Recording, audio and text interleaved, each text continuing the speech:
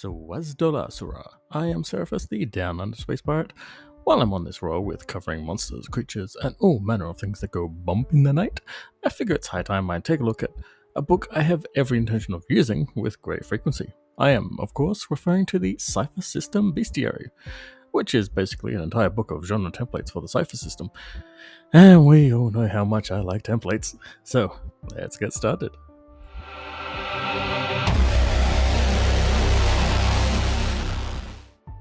So our table of contents showcases what's coming up in the book, and as per usual, I won't be showing off everything in the book because I do encourage people supporting actually good products, but I will be showing off the chapters and maybe one or two blocks to demonstrate some of the amazing design here. How to use the Cypher System Bestiary is a fun one, and you know what? I tried to find ways to slim this with my own words, but I failed, and I think MCG did a really good intro here, so I'm gonna read it as is. The Cypher System Bestiary features a new take on creatures' stats for creatures both familiar and new. The stat blocks in the book are streamlined and updated, allowing you to get in and get out without having to wade through a block of text to grok the base creature's abilities. But if you want to delve deeper, the creature entry offers a lot more. For example, each entry comes with associated tables and options to inspire different names, alternate special abilities and traits, interesting looks, distinctive motivations, a choice of companions or pets, possibly a basic lair, or something else that makes sense for that particular creature, like severing bite effects for a cannibal. Several creatures include one or more named unique subvariants, like Alcahemoths, a kind of golem referred to as Forgeborn, and Insidious Spawn, a kind of horrific creature colloquially known as a thing. Finally, each creature is associated with a particular genre, but don't worry, any given creature's genre treatment is light enough that you can use it regardless of which genre your game takes place in. Flip through and take a look. Once you do, you'll see what we mean. That's pretty good. There's also a sidebar here too, technically, expanding upon the familiar meaning at the beginning of the intro. This explains how you can use either or both stat blocks for existing creatures. This is to demonstrate how creatures, even within the same group, can be considerably different. The second sidebar just mentions how many of these creatures are either from the Cypher System rulebook or potentially their corresponding genre book, aka the white books. So, with that out of the way, let's start this party, shall we? Part 1, Fantasy, sees us going over the creatures of fantasy, first what's covered in this section, and then related creatures in other sections that can be used in fantasy games, such as ghosts, vampires, witches, and zombies. So each section also has a pull-out 3-page spread, and fantasy has 2, goblins and giants. Naturally, the smallest and the largest creatures. I tell you, with the level of design for GMs that went into these spread pages, I know a certain community and other RPG that could use an education in designing like this. Anyway. Part 2, Horror, gives us a lovely spread of creatures, as well as other creatures which can be used in horror games. Robots, aliens, and strange folk. The spread here is potentially my favourite from the book though, the Haunted House. If you're familiar with MCG's system-neutral game, The Darkest House, you'll understand why this is such a fantastic 3-page spread, but even if you're not, the information and setup from various inspirations is perfect, from Poltergeist to Evil Dead to Goosebumps. The wide range that the idea of the haunted house has pulled from is great. It's even got ideas for what else can be a haunted house, like a school or a space station. Perfection. Anyway, moving on before this whole thing is just me raving about a haunted house. Part 3, Fairy Tale, adds a delightful assortment of creatures for a fairy tale genre game type, clearly drawing on inspiration from Studio Ghibli movies, The Wizard of Oz, Peter Pan, and straight up folklore. The 3-page spread this time is on pirates, but I feel equally the witches got some dive here too. Pirates get information about pirates, pirate ships, pirate captains, and loot. Whereas witches got designs for witchcraft, a witch's heart, curses and effects, and their eldritch designs. Honestly, this dive into both really shows off the greater variety in which creatures can be used, but hey, I'll never deny a pirate isn't after some booty. I should move along. Part 4, Modern, dives us into the kinds of creatures you'd get from a modern style genre game.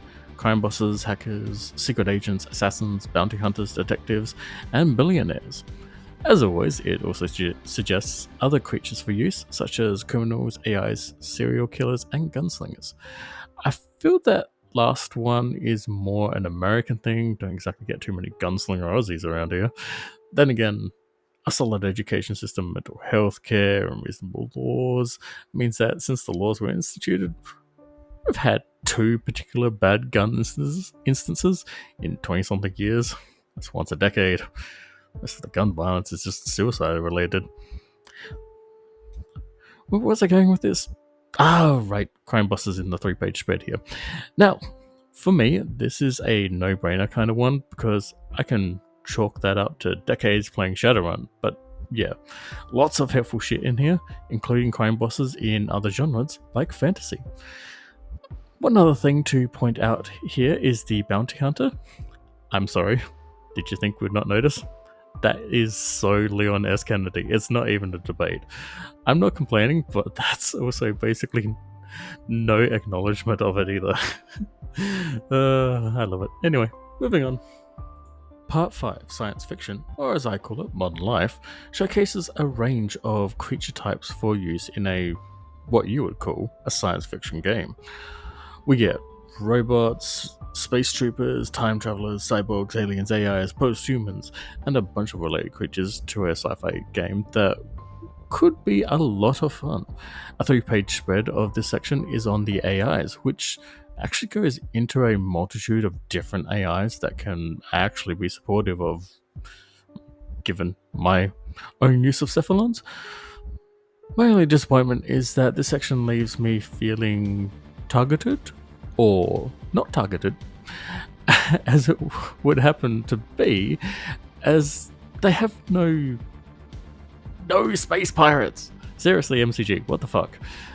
I am insulted on a physically, mentally, in space and time, and in 13 square dimensions. I know humans currently only kind of know 4 dimensions, but there's 13, so from my point of view. Although it gets weird after you self-invert outfit. Well, you don't need to know all this stuff for this book. Let's move on. Part 6, Superheroes, is great, as one of the Cypher System's original settings was a superhero setting called Unmasked. Anyway, yeah, Cypher is awesome for a superhero game. Creatures and templates include the Gadgeteer Mastermind, Speedster supervillains, Criminals, Energy Wielder supervillains, Strong supervillains, Monstrous supervillains, Rogue supervillains, and Cosmic Beings. And then just a ton of related creatures. Cosmic Beings gets a special shout out for being a difficulty 13 creature, making its target number to have any effect on it being a whopping 39. And last I checked, a d20 only goes up to 20. So have fun with that math, folks. Our 3-page spread here is, without a doubt, a bit of a make-up considering the last chapter, as it directly deals with Gadgeteer Masterminds. That's right. For when your artificer finally goes insane and builds that army of golems. Not that I'm planning such a thing in the 3.5 game. Anywho. Part 7, Post-Apocalyptic, gives us everything we need to get down and dirty with a megaton nuke. We've got rad beasts, cannibals, mutants, raiders, zombies, and warlords. Honestly, it's amazing how full out they got without going full out. The rad beasts are also the 3-page spread here, providing a breakdown and examples for all kinds of radiation-affected creatures. Honestly, it's pretty rad. Okay, I'm moving on. Part 8, Weird West, is ironically covering a genre that as of the time of this vid, the Cypher system doesn't have a dedicated whitebook for, although it is on the way. Actually, recently heard that it's at the printers. So, what do we have here? Cursed beasts, gunslingers, forgeborn, lawmen, strange folk, and ghost riders. Oh, fuck me, I'm gonna need to talk about a lot of this. Okay, so, if you checked out my ramblings video on Fallout, you know one of the things I praised Bethesda for was the cryptids in Fallout 76. Well, that's what the cursed beasts are here. Cryptids. This is also the 3-page spread, and rightly so. The Forgeborn are basically a steampunk Weird West golem. Golems. And they are both cool and adorable. Fear him! We also have a variant, or several variants, the Locomoton, which is a massive golem build from, a steam train. And dude is a beast. And we also have the Fleshmare, a flesh golem horse, and Alcohemoth, a 3-meter tall golem made from boilers and other components. Honestly, I love all the non-flesh golems here.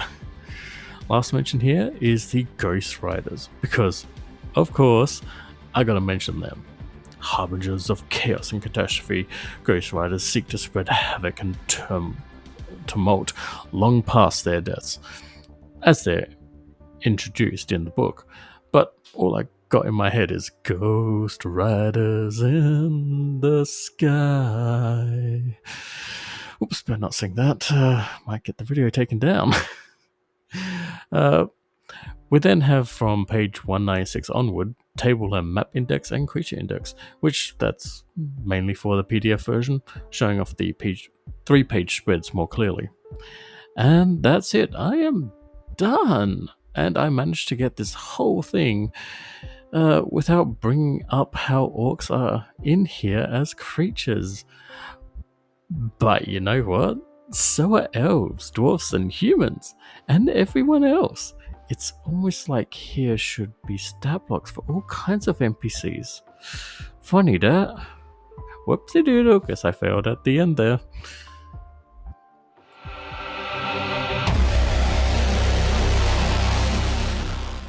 Hey, so remember when TTRPGs actually gave you the tools and shit to make your own monsters and enemies for your players, teaching you how to, as best you can, balance them so that you had a pretty solid idea where they'd stack up against your party? So yeah, that's this book.